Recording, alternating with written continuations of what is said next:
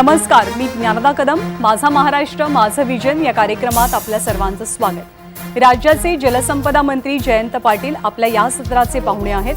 जलसंपदा खातं अनलॉक होत असतानाच्या आव्हानांसोबतच राज्याची विस्कटलेली आर्थिक घडी कशी रुळावरती आणली जाणार आहे, ग्रामीण भागात कोरोना आटोक्यात आणतानाची आव्हानं कोणकोणती आहेत, या आणि इतर बऱ्याच मुद्द्यांविषयी आपण त्यांच्याशी आता संवाद साधूया.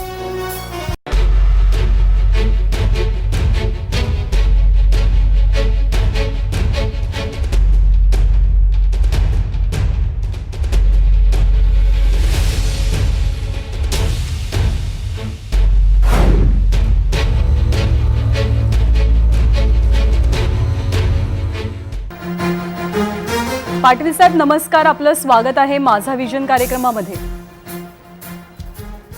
नमस्कार. आपण आता अनलॉकच्या दिशेने वाटचाल करतोय. बऱ्याचशा गोष्टींमध्ये शिथिलता येते. हा अनलॉक होतानाचा महाराष्ट्र आपण कसं पाहताय, कोणती आव्हानं आहेत, काय खबरदारी घेणं गरजेचं आहे, त्याबद्दलचं आपलं एकंदरीत विजन आढावा आपण थोडक्यात मांडा, मग आपण प्रश्नोत्तर सुरू करूया. ठीक आहे. नमस्कार सर्वांना, सर्व दर्शकांना. पहिल्यांदा ABP माझाने हा उपक्रम हातात घेतला आणि लोकांच्या समोर अनलॉक नंतरच्या महाराष्ट्राचं एक चित्र उभा करण्याचा प्रयत्न केला. त्याबद्दल ABP माझाचं मनपूर्वक अभिनंदन. महाराष्ट्रामध्ये आणि देशामध्ये आणि जगामध्ये आज जी परिस्थिती निर्माण झाली आहे ती अभूतपूर्व आहे. यापूर्वी अशी परिस्थिती येईल हे कोणाच्याही कल्पनेत आलं नव्हतं. आज दुर्दैवाने या परिस्थितीतून 4-6 महिने आपण पुढे आलेलो आहोत.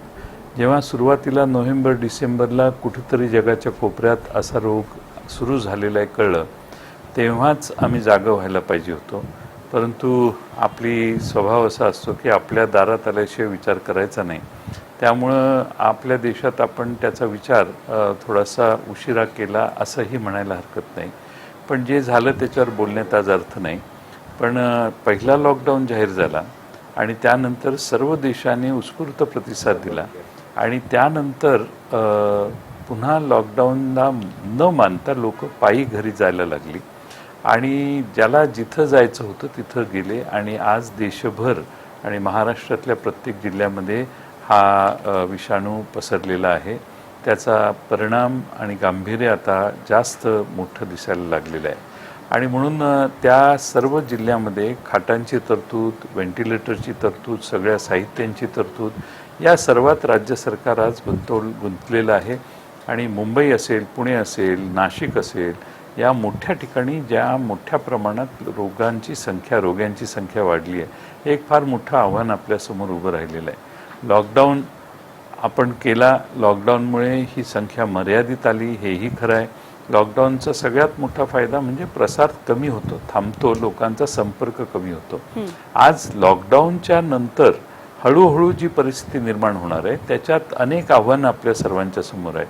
विशेषतः मागच्या 4-6 महिन्यात जलसिंचन विभागाने एक ऑर्डर काढलेली होती, माझ्या विभागाने, की ह्या सगळ्या जलसिंचनाची कामं रिमोट ठिकाणी असल्यामुळे त्या कॅम्पसमधून कुणी बाहेर जर जाणार नसेल तर त्या कॅम्पसच्या कामगारांनी आणि कर्मचाऱ्यांनी तिथंच काम करावं आणि कोणत्याही प्रोजेक्टचं काम थांबू नये, असा एक लेखी ऑर्डर मी त्यावेळी काढलेली होती. कारण शेवटी ते रिमोट प्लेसेस होत्या, तिथं कोणाचाही संसर्ग होण्याचा प्रश्न येत नव्हता.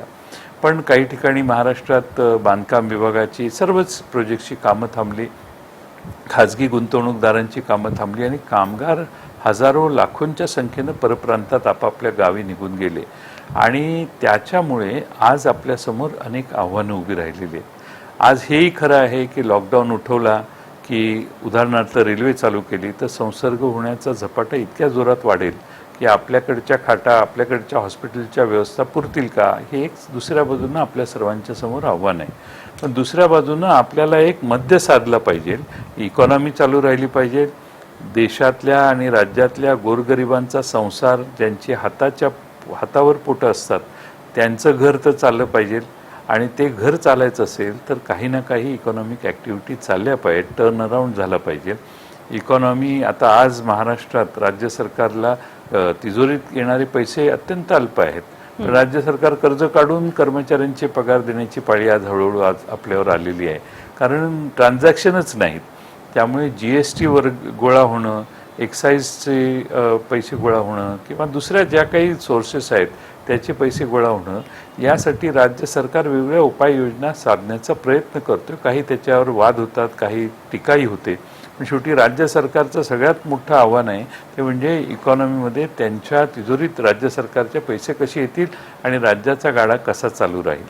दुसऱ्या बाजूने आपल्या महाराष्ट्रातले जे तरुण पिढी जी महाराष्ट्रातली आहे त्यांना एक अपूर्व संधी या निमित्तानं आलेली आहे, जे म्हणजे ज्या जागा रिक्त आहेत उद्योगामध्ये त्या सर्व जागा भरण्यासाठी आपल्याला एक चांगली संधी आहे. आणि म्हणून MIDCने आणि आमच्या नवाब मलिक यांच्या खात्यानं एक पोर्टल काढलेली आहे आणि त्या पोर्टलवर कंपन्या जाऊ शकतात आणि कामगारही येऊ शकतात आणि ज्यांना जे कर्मचारी कामगार कोणत्या स्किलचे पाहिजेत ते त्या त्या कंपन्यांना देण्याची एक चांगली व्यवस्था राज्य सरकारने आता निर्माण केलेली आहे. त्यामुळं महाराष्ट्रातल्या हजारो तरुण आज कुठं वेकन्सी आहे, कुठल्या कंपनीत तिथले कामगार गेल्यामुळे वेकन्सी आहे हे बघतात आणि तिथं आज ते जाऊ शकतात. ही चांगली सुविधा राज्य सरकारने निर्माण केलेली आहे. उद्देश हा आहे की परराज्यातले कामगार गेल्यानंतर आमच्या राज्यातल्या तरुणांना त्या ठिकाणी काम करण्याची संधी मिळेल. अलीकडच्या काळात ही पद्धत आहे की कमी खर्चात जो काम करेल त्याला ठेवण्याची. त्यामुळं आमच्या राज्यातले अनेक मोठमोठे उद्योग स्वस्तात कुठल्या तरी परराज्यातला एखादा कर्मचारी 12,000 13,000 मिळत असेल तर इथला स्थानिक 15,000 आणि 20,000 मागतो. त्यामुळं त्याचं सेव्हिंग होतं. म्हणून अशा लोकांना घेण्याचा प्रयत्न कंपन्या करतात, पण आता तो स्कोप त्यांना राहिलेला नाही. हीच संधी आहे मराठी स्थानिक भूमिपुत्रांना त्या ठिकाणी काम करण्याची एक संधी मिळेल. दुसरं आपल्यासमोर आव्हान आहे, शेवटी ही मंदी आहे, अप्रत्यक्ष ही मंदी आहे आणि मंदीच्या काळात इन्फ्रास्ट्रक्चरची कामं मोठ्या प्रमाणात करणं हे कोणत्याही व्यवस्थेला आवश्यक असतं. त्यामुळं राज्य सरकारने आता पुढाकार घेणं आवश्यक आहे आणि मला खात्री आहे ते घेईल राज्य सरकार. सगळे इन्फ्रास्ट्रक्चरचे प्रोजेक्टवर जास्तीत जास्त पैसे कसे खर्च होतील, ते पैसे चलनात कसे होतील, त्या पैशांचं रोटेशन कसं होईल आणि त्या पैशाला जास्त लोकांपर्यंत पोहोचवण्याचं काम हे आता भविष्य काळात करण्याची गरज आहे. शेवटी राज्य सरकारने उद्योग आकृष्ट करण्यासाठी मराठवाडा विदर्भामध्ये जास्तीत जास्त गुंतवणूक यावी याच्यासाठी प्रोत्साहनात्मक योजना काढायला सुरुवात केलेली आहे. महाराष्ट्रात जास्त गुंतवणूक मिळवण्यासाठी आता म्हणे चीनमधून तिथले उद्योग बाहेर पडणार आहेत. त्यामुळे चीनचे उद्योग तिथनं बाहेर पडत असतील तर महाराष्ट्र आणि विशेषतः भारत हा त्यांना दुसरा पर्याय आहे. त्यात भारतातल्या कोणत्याही राज्यापेक्षा महाराष्ट्राच्या सूचना, महाराष्ट्राची व्यवस्था उत्तम, महाराष्ट्राची जी योजना आहे ती या देशातल्या सर्व राज्यांपेक्षा अतिशय उत्तम असली पाहिजे, हा आमचा प्रयत्न आहे. अगदी खरं आहे सर. संधी शोधण्याशिवाय दुसरा कुठलाच पर्याय तुम्हा आम्हा समोर सध्या तरी नाही. आता यामध्ये राजकारणाचा एक विषय असा येतो की आपण कोरोनाला वेळीच आवर घालू शकलो असतो का? विरोधक सातत्यानं हा आरोप करतात की समन्वयाचा अभाव, 3 पक्षांमध्ये समन्वय नाही आणि सोबतच शासन आणि प्रशासनामध्ये समन्वय नाही. तर हा समन्वयाचा अभाव कुठेतरी कोरोनाची रुग्णसंख्या वाढण्यासाठी कारणीभूत ठरला का? अगदी खुलेपणाने सांगायचं असेल तर कोरोनाची रुग्णसंख्या वाढण्याचं सगळ्यात मूळ कारण म्हणजे पहिला लॉकडाऊन जो केला त्यावेळी जर केंद्र सरकारने सांगितलं असतं की 5 दिवस देतो, 6 दिवस देतो, तुम्हाला तुमच्या आवश्यक असणाऱ्या गावात तुम्ही जाऊन राहा, मला 21 दिवस लॉकडाऊन करावं लागेल, गरज लागली तर आणखीन एखादा 21 दिवसाचा लॉकडाऊन असेल, त्यामुळे तुमचा चॉईस तुम्ही ठरवा कुठं जायचं, रेल्वे माझ्या मोकळ्या आहेत, असा जर निर्णय झाला असता तर माणसं कोणताही कोरोनाचा संसर्ग न घेता आपापल्या गावात गेली असते. आज काय झालं, आम्ही लोकांना आपापल्या घरात ठेवलं. आपल्या घरात राहिलेले लोकांना प्रत्यक्ष अप्रत्यक्ष संसर्ग त्यांना झाला आणि नंतर मग लोकच ऐकेनात आणि म्हणून लोक पायी चालायला लागली, परराज्यात गेली, महाराष्ट्र सोडून बाहेरच्या राज्यात गेली आणि मुंबईसारख्या ठिकाणी, पुण्यासारख्या ठिकाणी ज्यांना संसर्ग झालेला ती लोक खेड्यापाड्यात गेली आणि कोरोनाचा हे प्रभाव वाढला. सर, पण यासाठी केंद्राचं धोरण चुकलं का? कारण केंद्राकडेही सरकारनं मागणी तर केलेली होती की ट्रेन सोडण्याची. त्यामुळे बिगर भाजप सरकारकडे बघण्याचं केंद्र सरकारचं जे धोरण आहे त्या धोरणामुळे हा फैलाव झाला महाराष्ट्रात खास करून. नाही, महाराष्ट्रात नाही, देशातच. शेवटी कसं झालं, आपण सगळ्यांना थांबायला सांगितलं, लॉकडाऊन अचानक 8 वाजता जाहीर केला, नोटबंदीसारखं आपण लॉकडाऊन जाहीर केला, 10 वाजतापासून सगळं बंद झालं आणि त्यानंतर कुणालाही बाहेर पडता आलं नाही.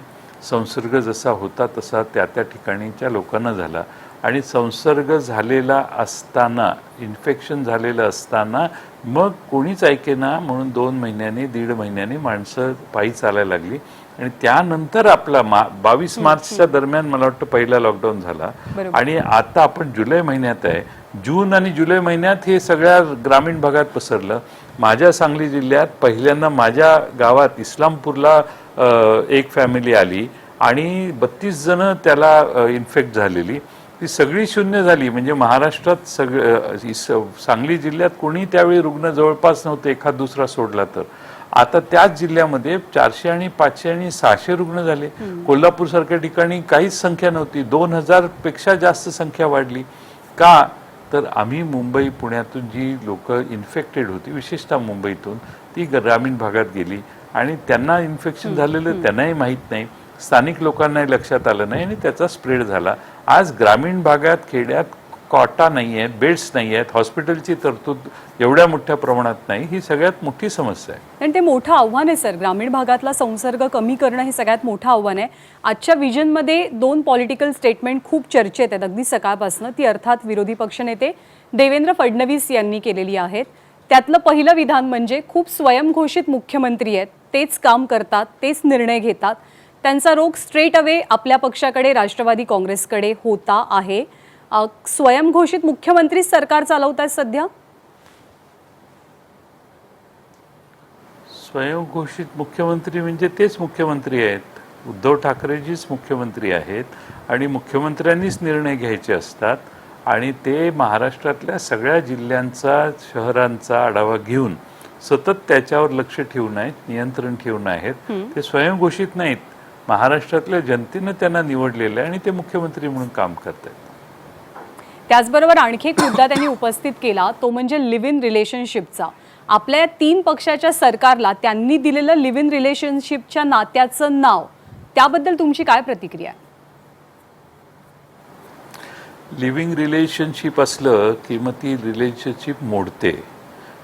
भाजप आणि शिवसेनेची लिव्हिंग रिलेशनशिप होती म्हणून त्यांचं पटलं नाही, त्यांनी एकमेकाला सोडलं. आमच्याकडे तशी परिस्थिती नाही. आम्ही पूर्ण एका मताने काम करतोय.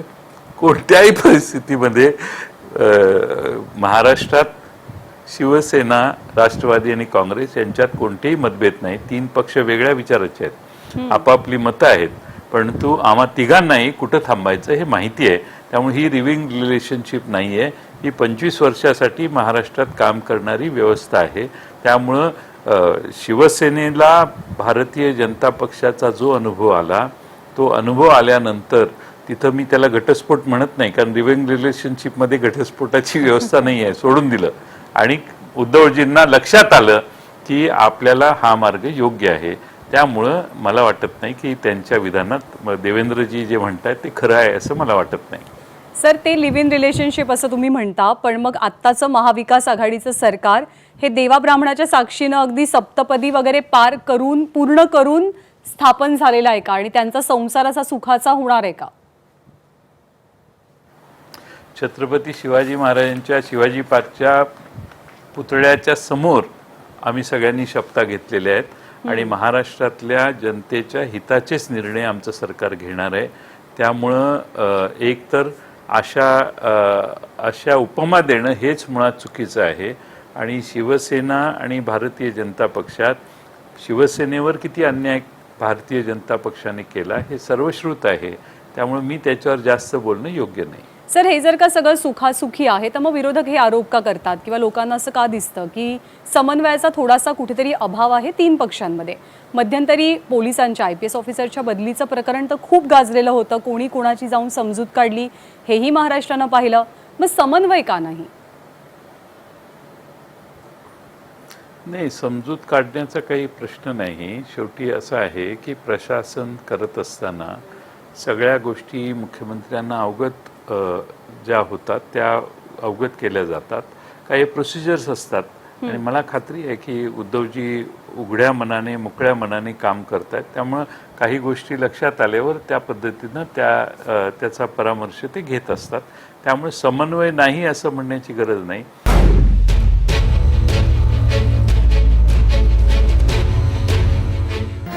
जलसंपदा मंत्री जयंत पाटील आपल्या सोबत आहेत, त्यांच्याशी आपली चर्चा सुरू आहे. सर, आपला विरोधकांच्या भूमिकेवरनं किंवा त्यांच्या सवालांवरनं सगळा मुद्दा सुरू होता. विरोधक सातत्यानं हे म्हणतात की आम्ही सरकारसोबत आहोत, आता पॅन्डेमिकचे दिवस आहेत, आम्ही कुठलाही विरोध करत नाही. तर खरंच सहकार्याची भूमिका आहे की केवळ उपद्रव मूल्य आहे? नाही, मला असं वाटतं की विरोधकांनी सहकार्याची भूमिका ठेवणं आवश्यक आहे. कारण केंद्र सरकारमध्ये भारतीय जनता पक्ष आहे, पण आम्ही त्यांच्यावर टीका करत नाही. टीका करायची असेल तर टीकेसाठी टीका कितीही करता येते. पण हा प्रसंग असा आहे की जगावर अरिष्ट आलेलं आहे आणि जगातल्या कोणत्याही देशात कुणीही विरोधी लोक राजकारण करत नाहीत. स्थानिक काही सूचना असतील, काही सुधारणा असतील तर त्या अवश्य त्यांनी कराव्यात. त्यांचं स्वागत करू. देवेंद्र फडणवीस 5 वर्ष महाराष्ट्राचे मुख्यमंत्री होते, त्यामुळे त्यांना जर काही चांगल्या सूचना करायच्या असतील तर मला खात्री आहे की सरकार त्याचं स्वागतच करेल. पण टीका करणं आणि जी आता प्रयत्नाची पराकाष्ठा चालली आहे, पूर्ण ताकदीनं सरकार काम करते आणि त्यावेळी मला असं वाटतं की साथ द्यायची सोडून जर विरोधी सूर लावला तर दिसायला ते बरं दिसत नाही, लोकांना हे मान्य होणार नाही. आणि म्हणून माझी विरोधी पक्षांना सर्वांना विनंती आहे की राजकारण करायचं त्यावेळी करू, पण प्रसंग बाका आहे, माणसांच्या जीवावर बेतलेला आहे. लोक हजारोच्या संख्येनं रोज आज सापडत आहेत रुग्ण, त्यातले काही दगावत आहेत. आपण मार्ग कसा काढायचा ते एकत्रित बसून करू. राज्य आपलं आहे, तुम्ही विरोधी पक्षात असला तरी शेवटी महाराष्ट्रात आहात, त्यामुळे महाराष्ट्र तुमचं आमचं आहे. यात जे काही मार्ग काढायचे, चांगल्या सूचना असतील, चुका होतातच, काम करणाऱ्याकडूनच चुका होतात, चुका झाल्या तर ते दाखवा, आपण दुरुस्त करू. अतिशय झपाट्यानं वेगानं महाराष्ट्रातला हा प्रश्न सोडवू. आपल्याला पूर्ण मुंबई शहर आता किती व्यवस्थितपणानं आपण हळूहळू संख्या कमी व्हायला लागलेली हे आपण बघितलं.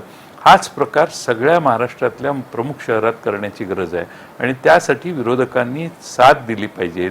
विरोधाला विरोध करायचा असेल तर आपण नंतर ह्याचं हे ऑडिटिंग होणारच आहे.